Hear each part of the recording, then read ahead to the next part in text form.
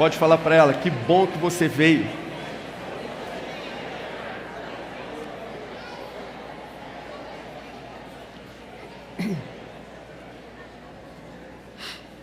Amém.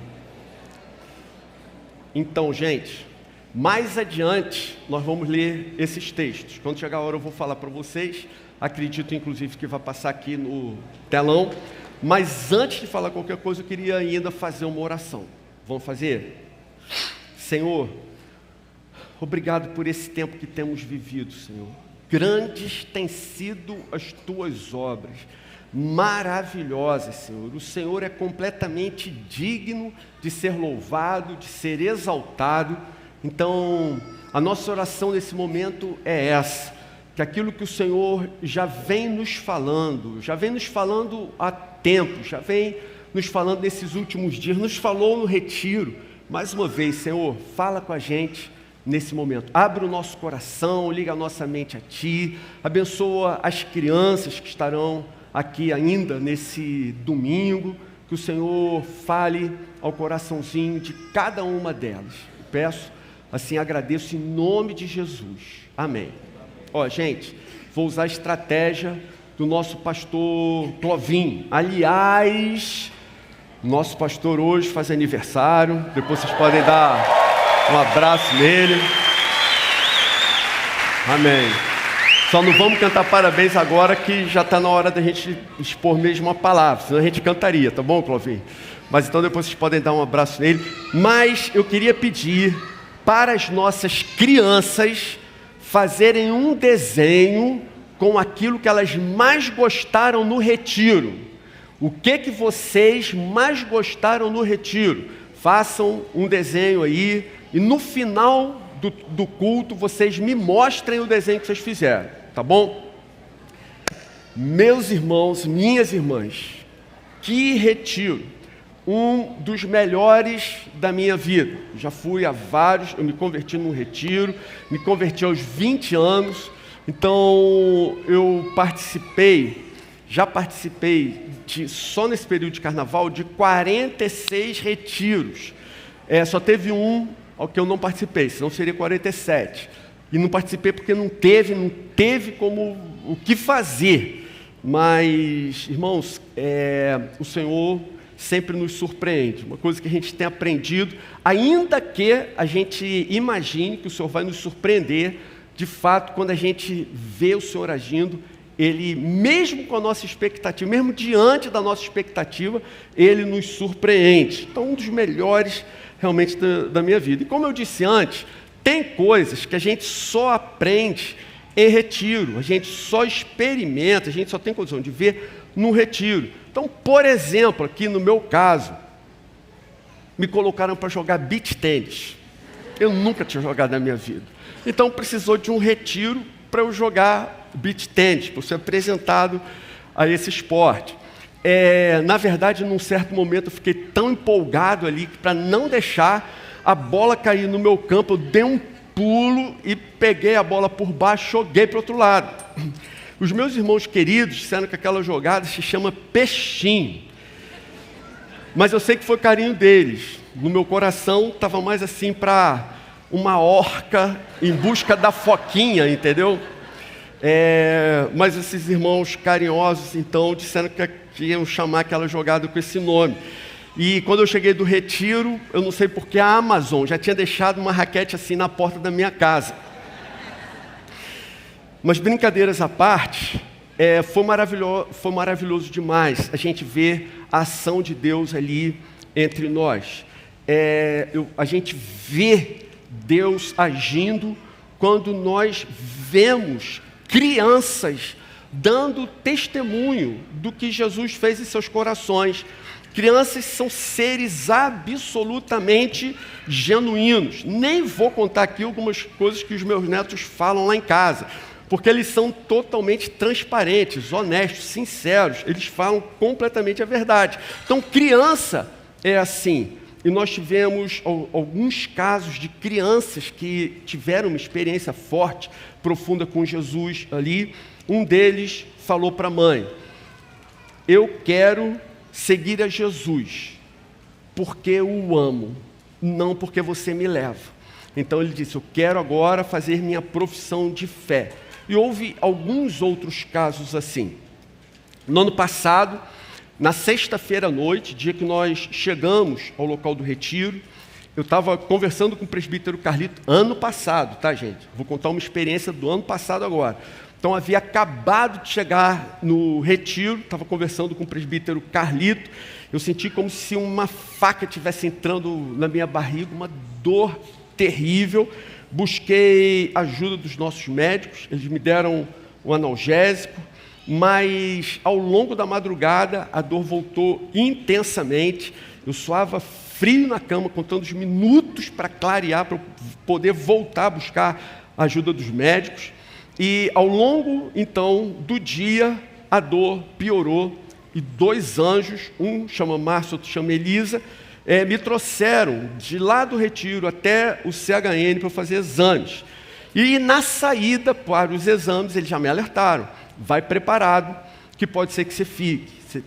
Tenha que ser submetido a uma cirurgia. Gente, vocês imaginam, sexta-feira, chegando no retiro e passando por algo assim. Então, meu coração ficou apertado demais. Fizeram os exames e eles diagnosticaram diverticulite. Voltei para o retiro, outros 2 anjos cuidaram de mim.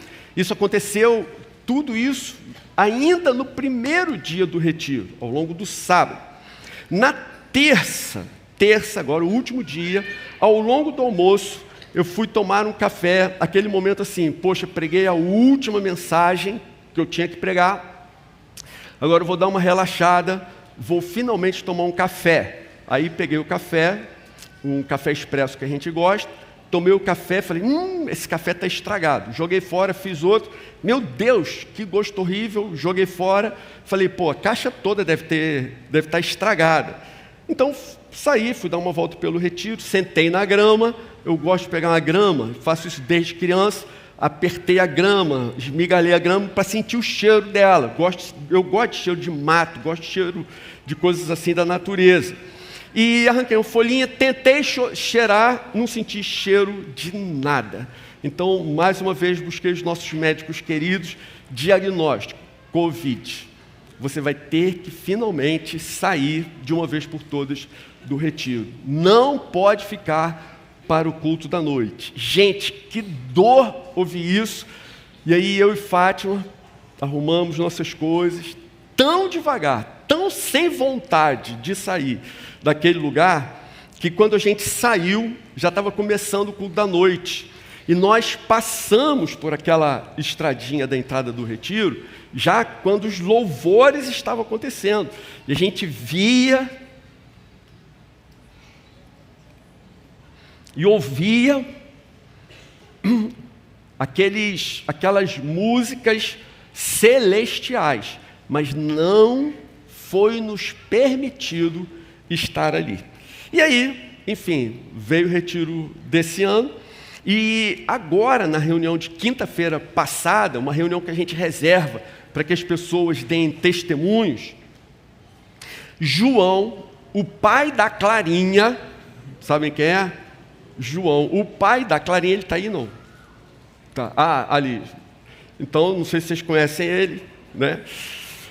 João, o pai da Clarinha, num certo momento dessa reunião, ele disse, como é possível uma pessoa poder ir ao retiro e não ir? E ele falou isso com uma ênfase tão grande, que ele repetiu outras 2 vezes, como isso é possível? Uma pessoa poder ir ao retiro e não ir. Então, com os problemas que eu tive no ano passado, Deus me ensinou quão precioso, quão abençoado, como é valioso nós podermos estar em um lugar onde os céus estão abertos. Então, nesse ano, gente, eu entendi e agradeci intensamente ao Senhor por Ele me permitir estar ali o tempo todo. Senhor, muito obrigado, porque o Senhor me permitiu isso. Então eu quero dizer para vocês que eu entendo que as noites mal dormidas ali, as filas para o almoço, as refeições no restaurante sem ar-condicionado, o uso de banheiros coletivos, minha gente, isso é um desconforto mínimo, completamente secundário, inexpressivo, diante do tesouro que Deus nos dá, de experimentarmos uma situação assim, em que a glória de Deus está entre nós. Tudo isso é completamente relativo. A dor na barriga, a gripe, a diarreia, seja o que for, irmãos, isso é totalmente secundário, completamente irrelevante diante da glória de Deus. A glória de Deus, a sua manifestação, os céus abertos, são algo tão mais elevado que tudo isso é absolutamente desprezível, não tem valor algum, não tem importância alguma. E esse ano aconteceram algumas coisas interessantes que eu quero compartilhar com vocês. Até alguns anos atrás, nós lançávamos o retiro do ano seguinte, na última noite do retiro. As pessoas que estão há mais tempo na igreja lembram, quando chegava terça-feira à noite, nós ficávamos naquela expectativa para sabermos qual é o tema do ano que vem, como será o retiro do próximo ano, onde, o assunto, etc. Tudo isso era apresentado num vídeo, era a última coisa do retiro. Quando tudo acabava, a gente passava aquele vídeo e falava do retiro do ano seguinte. Mas, gente, vocês entendem que é muito difícil nós propormos um tema que seja relevante, atual, contextualizado, com tanto tempo de antecedência. Então, assim, nós hoje termos essa ideia, essa visão do que Deus vai querer que a gente fale no retiro do ano que vem, para que venha uma palavra que seja, como foi dito, relevante, importante, que faça diferença nas nossas vidas, que venha direto do céu. Vocês entendem? Um ano é uma distância muito grande para que a gente defina isso. Então, nós paramos de fazer assim, e ao longo do ano, então, a gente vai buscando a Deus até a gente ter essa convicção. No ano passado, eu orei, mas não me vinha nada ao coração, nada pelo menos que me desse segurança de que era de fato Deus que estava falando. Não uma grande ideia que porventura eu viesse a ter, mas algo que eu tivesse no coração, essa convicção, Deus quer isso, Deus está falando, essa direção que Deus quer dar à sua igreja. E eu não conseguia entender, eu não conseguia chegar a uma conclusão diante de Deus.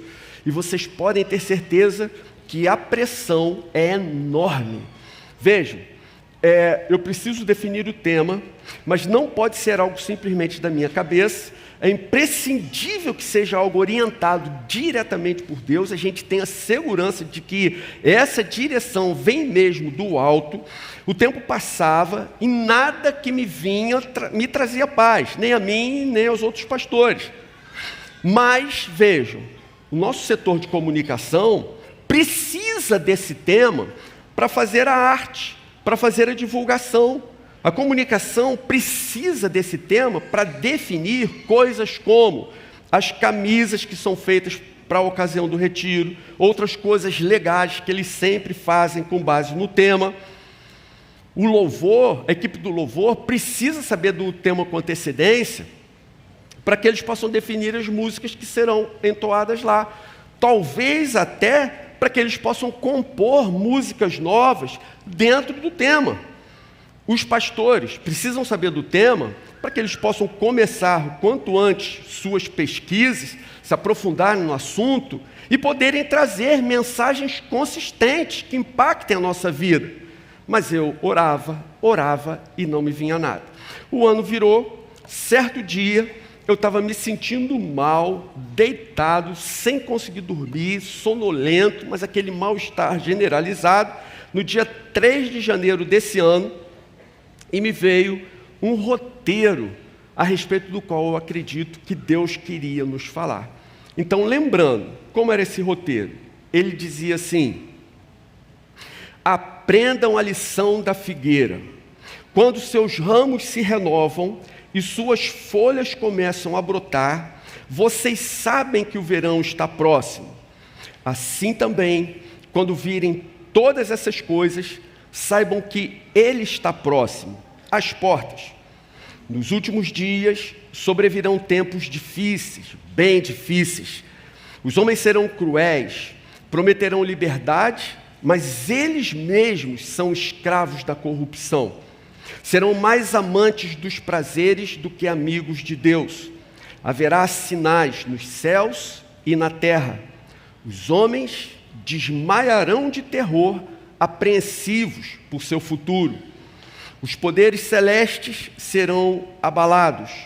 Então, em meio ao pânico que assolará o mundo todo, a Igreja de Cristo se levantará gloriosa, caminhando segura para o grande encontro. Não tardará.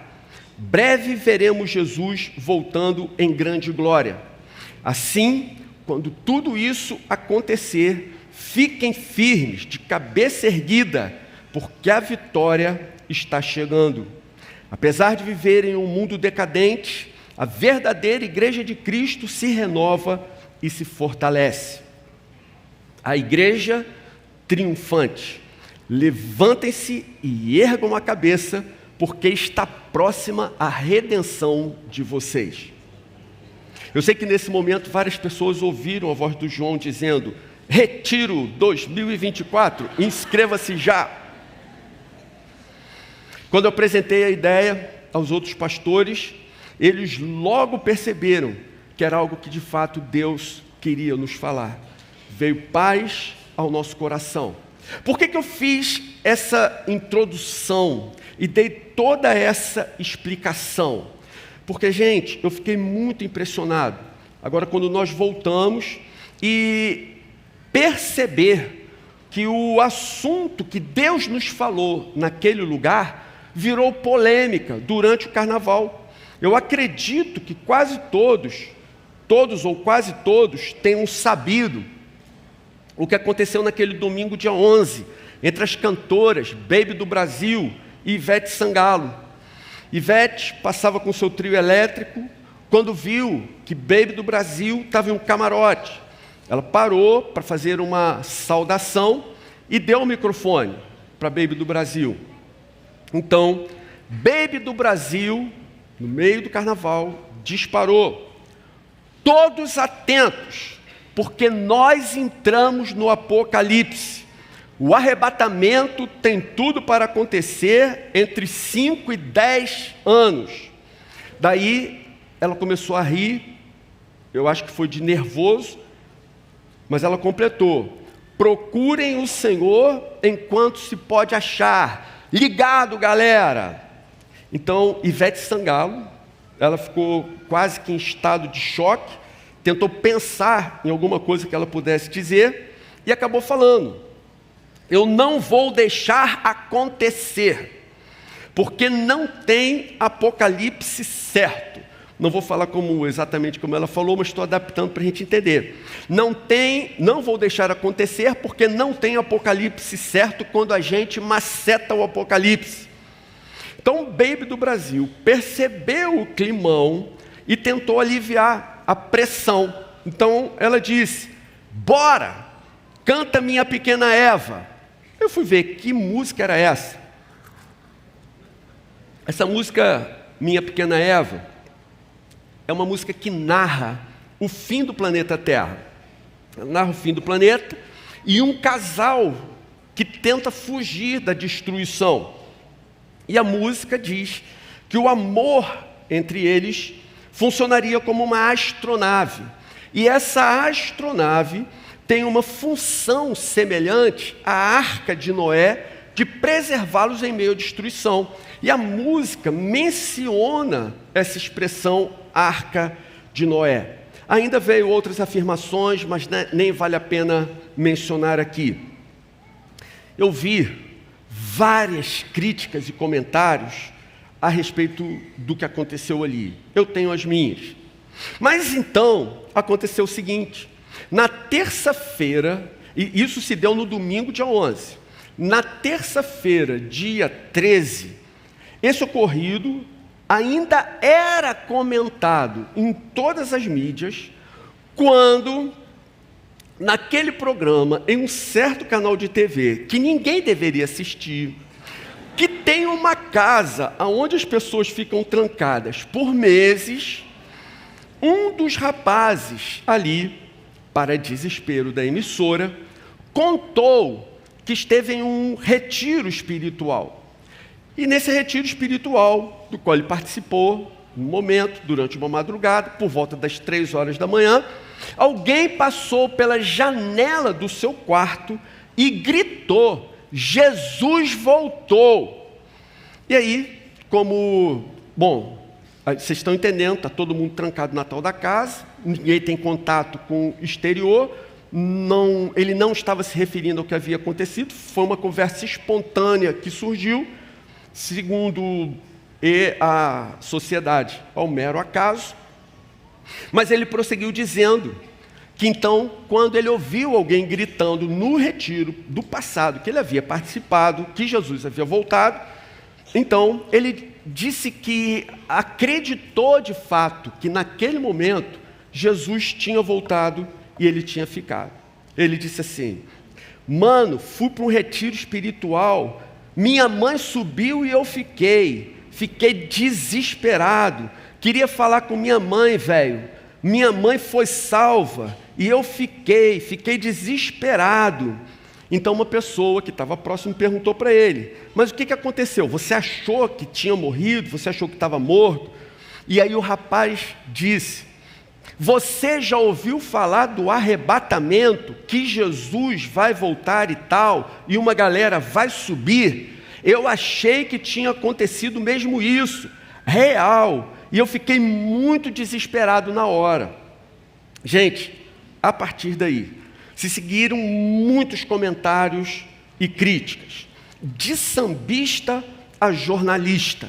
Mas o que mais saltou aos meus olhos foi a profunda ignorância e total desconhecimento a respeito de fatos bíblicos por parte de todos aqueles que faziam questão de emitir suas opiniões. Gente, uma coisa é certa: talvez no Brasil nunca tenha havido um tempo como esse em que tanta gente ao mesmo tempo quis saber a respeito do que é Apocalipse e sobre o que Baby do Brasil e o MC Bin Laden estavam falando. Houve imediatamente uma quase que comoção nacional para tentar saber que mistério é esse, a respeito do que essas pessoas estão falando. Então você percebe por que eu fiz toda aquela introdução? Para dizer que esse é o assunto do momento.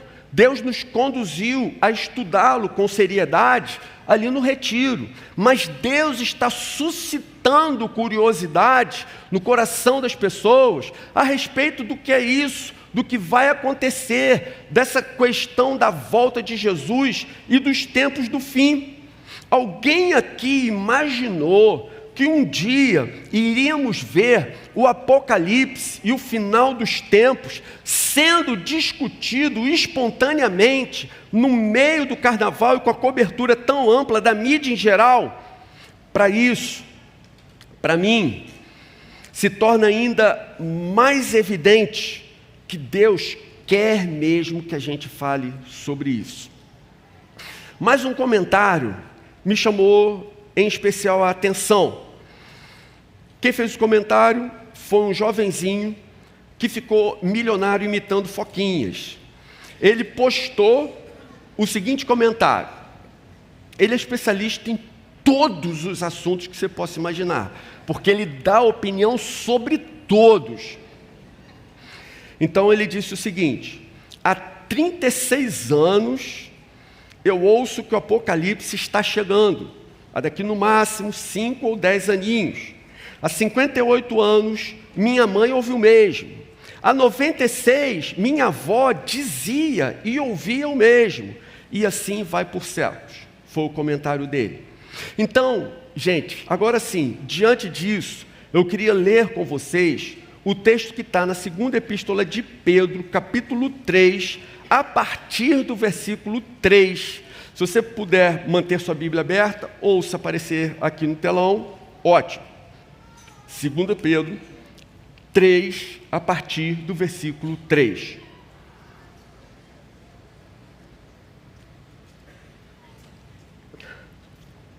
E o texto diz assim: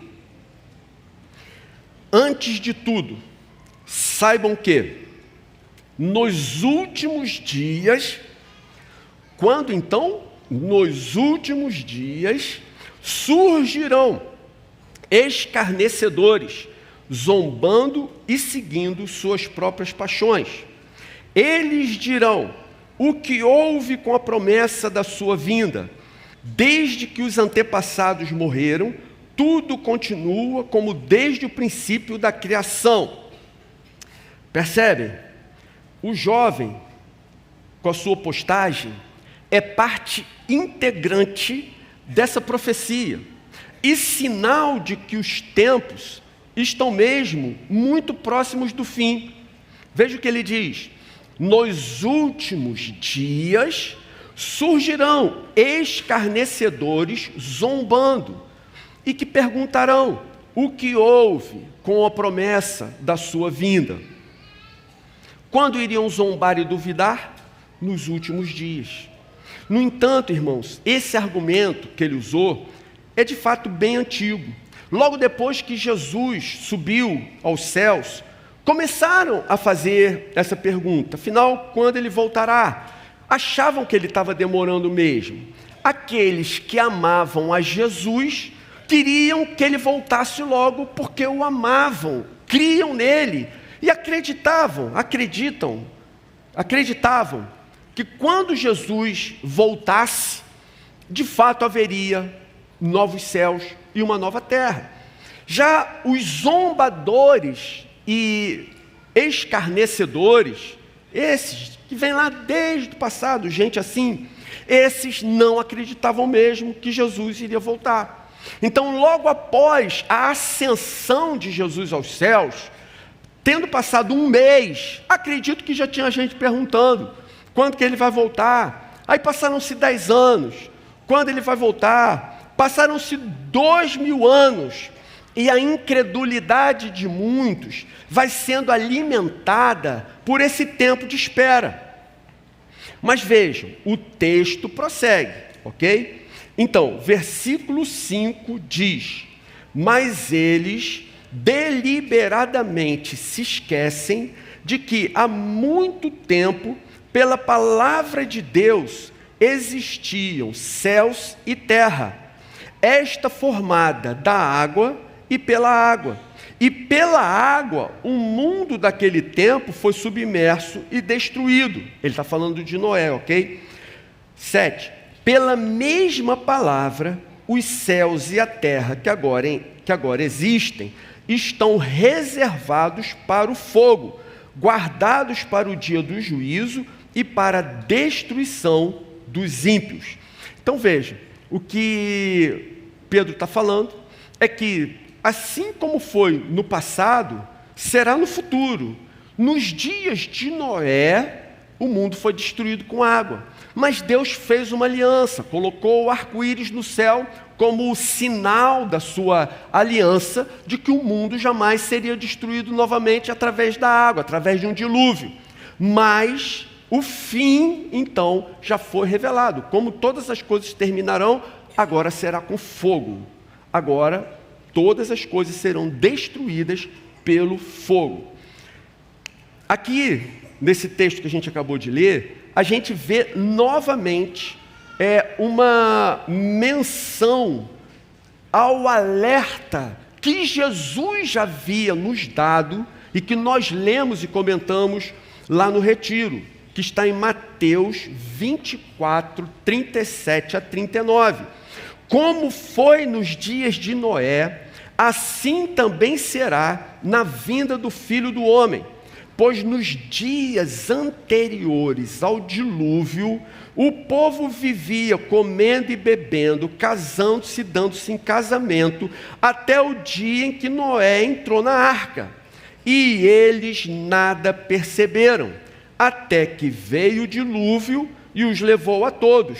Isso é Jesus falando, ok, gente? Assim acontecerá na vinda do Filho do Homem. Em outras palavras, as pessoas serão alertadas, admoestadas, avisadas, mas elas não ouvirão. As pessoas serão alertadas continuamente, diversas vezes, mas ainda assim, a maioria das pessoas será surpreendida. A maioria das pessoas será pega despreparada. Mas prosseguindo, voltamos ao texto de 2 Pedro capítulo 3. 2 Pedro 3, 8. Não se esqueçam disto, amados.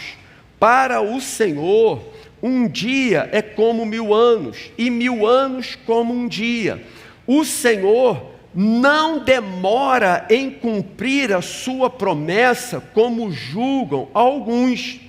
Pelo contrário, Ele é paciente com vocês, não querendo que ninguém pereça, mas que todos cheguem ao arrependimento. Você percebeu o que acontece?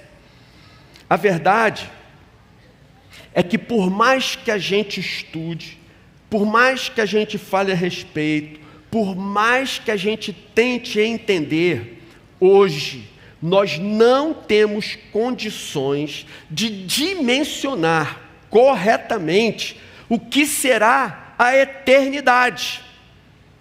Nós não conseguimos contemplar corretamente as maravilhas que experimentaremos e viveremos por lá quando partirmos desse mundo com Jesus. Mas nós também não conseguimos contemplar os horrores que passarão aqueles que não forem para esse mesmo lugar.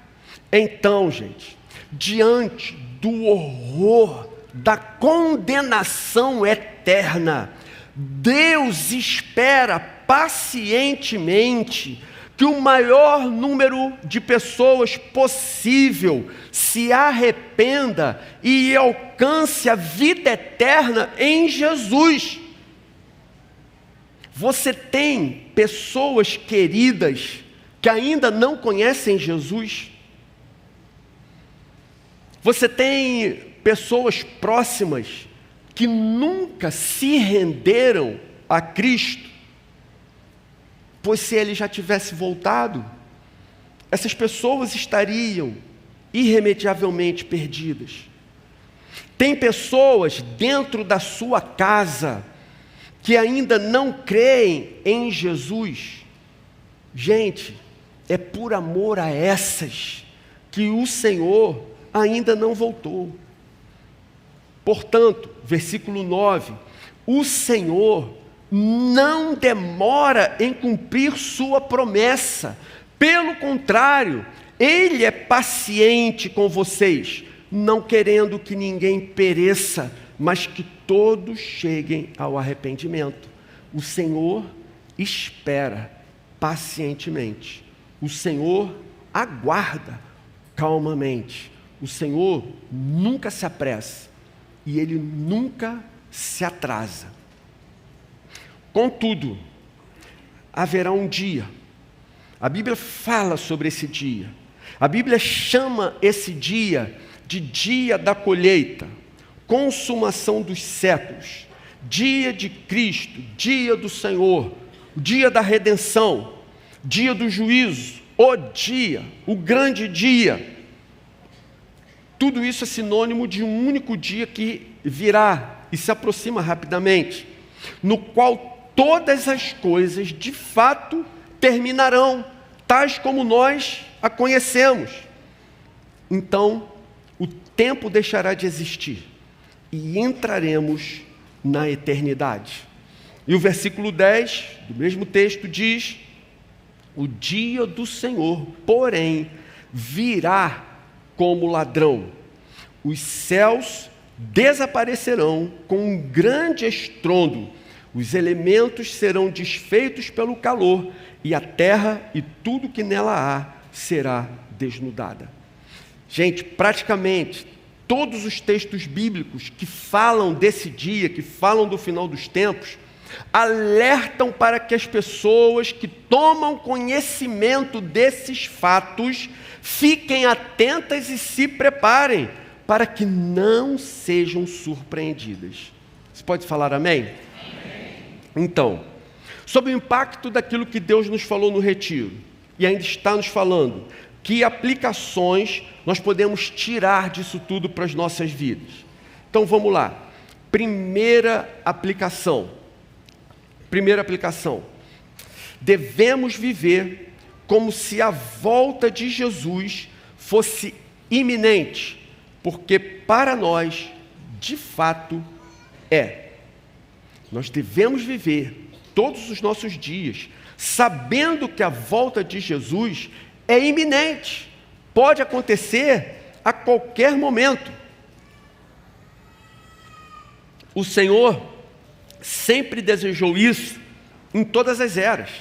O Senhor sempre quis, desde os seus primeiros 12 apóstolos, que o seu povo o aguardasse a sua vinda, não de forma desatenta, relaxada ou inquieta, mas com alegria, esperança e confiança. Então o Senhor sempre quis, em todas as eras, desde os primeiros anos do cristianismo, que os seus servos, que os seus filhos aguardassem a sua volta dessa maneira, ansiando por ela, desejando ela, a amando.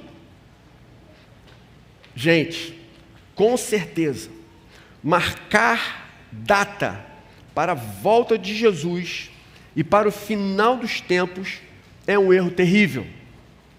Talvez, talvez não haja aposta tão mal sucedida quanto a te tentarem marcar essa data. Marcar a data da volta de Jesus foi uma tentativa que falhou 100% das vezes em que ela aconteceu, e continuará acontecendo assim. Quem tentar definir uma data vai falhar, e se porventura alguém acertar, não haverá ninguém aqui mais para comemorar. Então é uma tentativa que é fadada ao fracasso.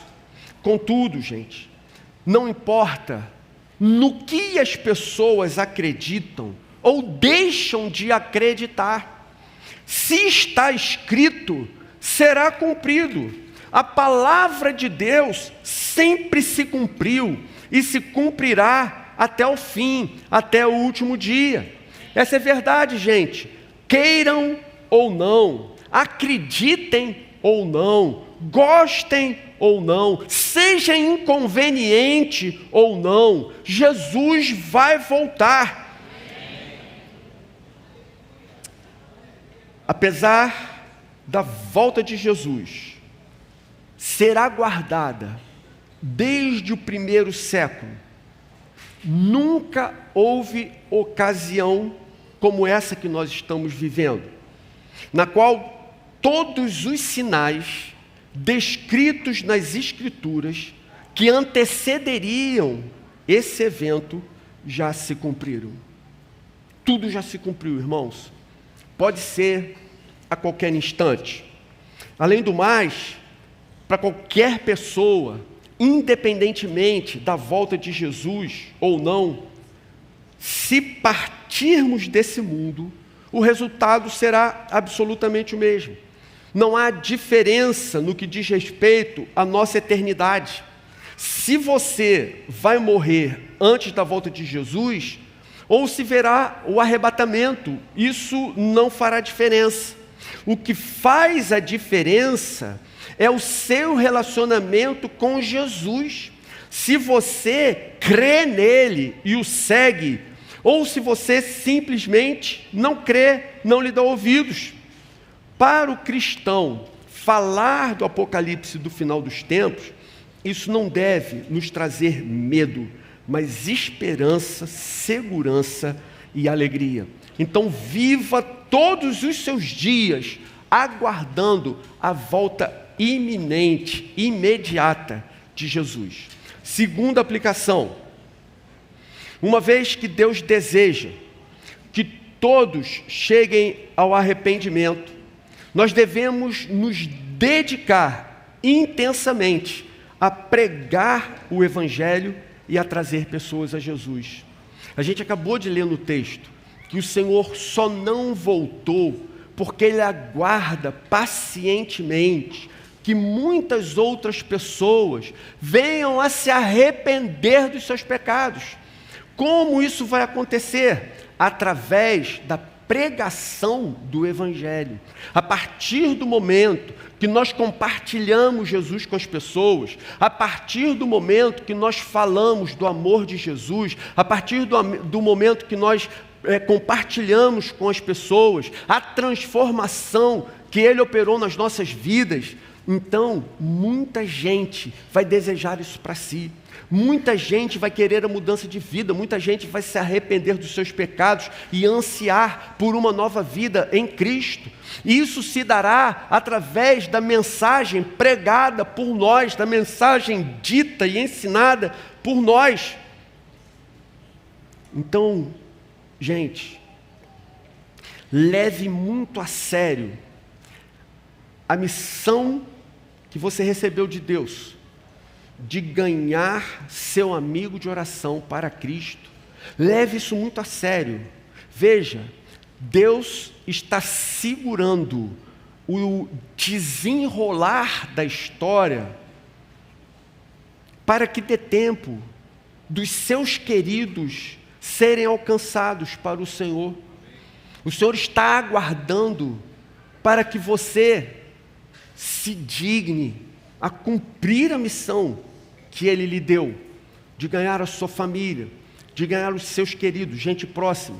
Você está entendendo? Nós não estamos falando aqui de debates teológicos, filosóficos, chatos, que não levam a nada. Não estamos falando de discussões que não levam a lugar nenhum.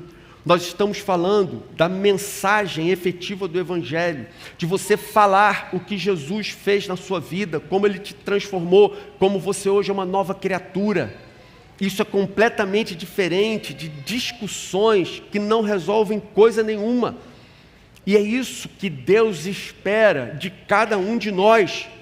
Veja, você não recebeu a missão de ganhar o mundo inteiro para Cristo, mas você recebeu a missão de compartilhar a respeito de Jesus com parentes e amigos. Amigos, é disso que nós estamos falando. Quando seus amigos, quando seus queridos entrarem na eternidade, isso fará toda a diferença para eles. Lembre-se, a mensagem do Evangelho, que fala dos assuntos mais importantes que uma pessoa pode considerar: vida eterna, morte eterna, céu, inferno, ela traz em si um tremendo senso de urgência. Gente, isso é algo que nós não temos o direito de ficar protelando. Nós não podemos adiar. Precisamos compartilhar com urgência essa mensagem de vida, essa mensagem de transformação.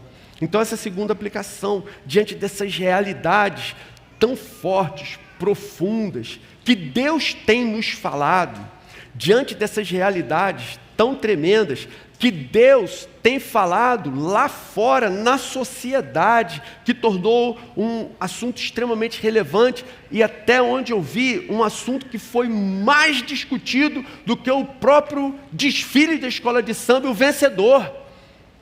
É porque alguma coisa nova Deus está fazendo.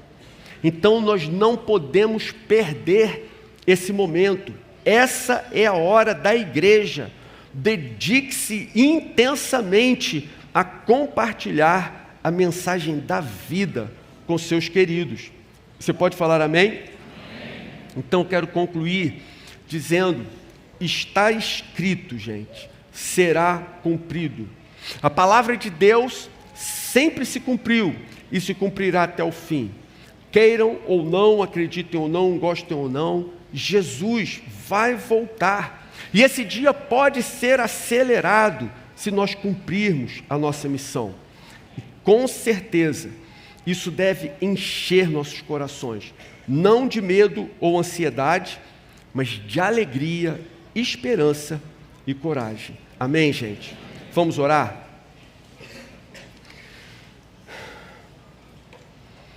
Senhor querido, vivemos tempos muito especiais.